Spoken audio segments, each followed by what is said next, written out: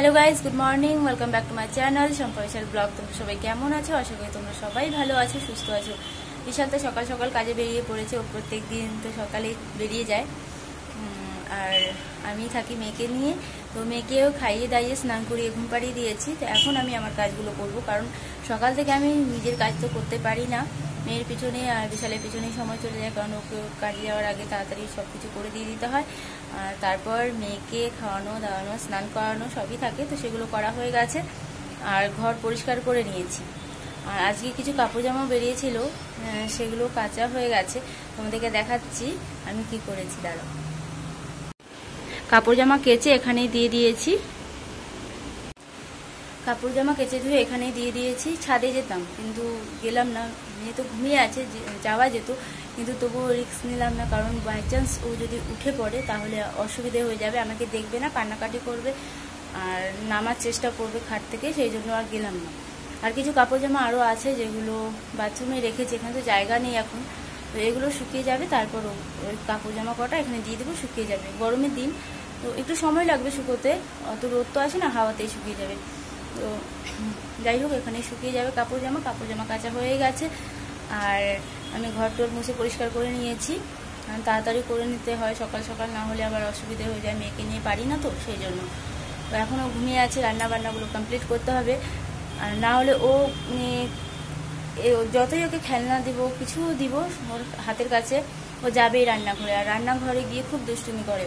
রান্নাঘরে তো বলো গরম জিনিস থাকে, গ্যাস আছে, সবই আছে, বটি চাকু সবই রাখা থাকে।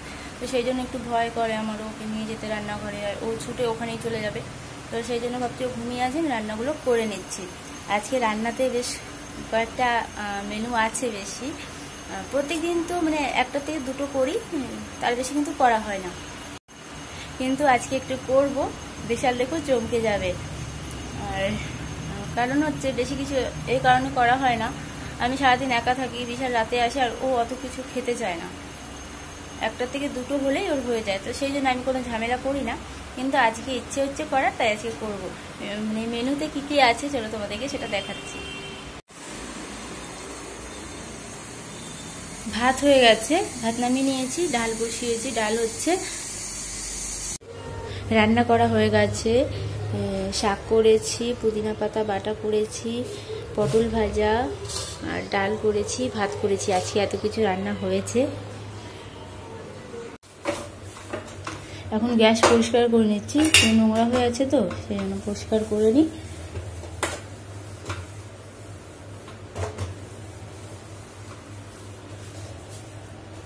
রান্না করার পর আর পরিষ্কার করা হয়নি। আজকে একদম বেলা হয়ে গেছে আমার সব কাজ করতে করতে।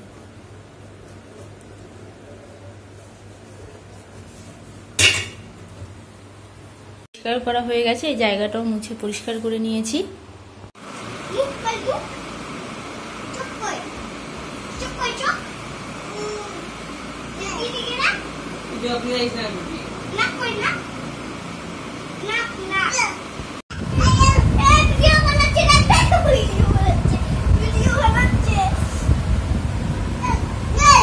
খেলছে তোমাদের সাথে, খেলো।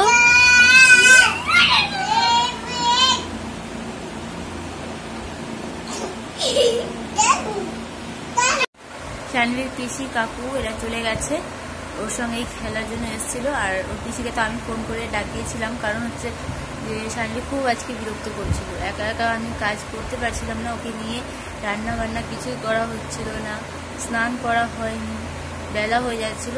তারপর আমি ওর পিসিকে ফোন করে ডেকেছি, যে এসে কে রেখেছে।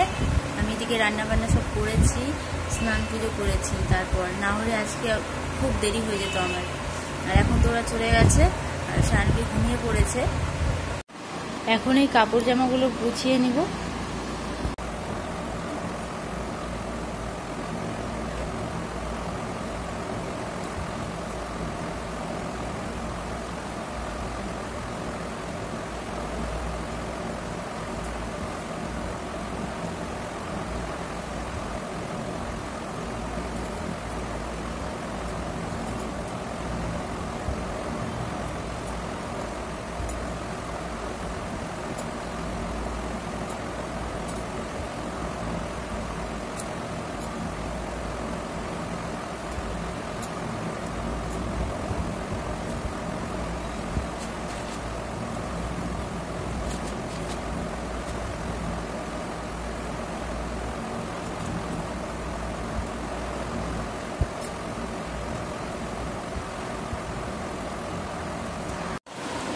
রান্নাঘর পরিষ্কার করা হয়ে গেল, কাপড় জামা গোছানো হয়ে গেছে।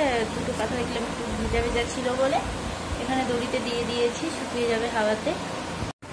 আর বিশালের জন্য আজকে এত কিছু রান্না করেছিলাম, মানে ও বলেছিল কাল রাতেই যে শাক রান্না করতে এনেছিল আর পুদিনা পাতার চাটনি, তো এগুলো ওর জন্য করা হয়েছিল।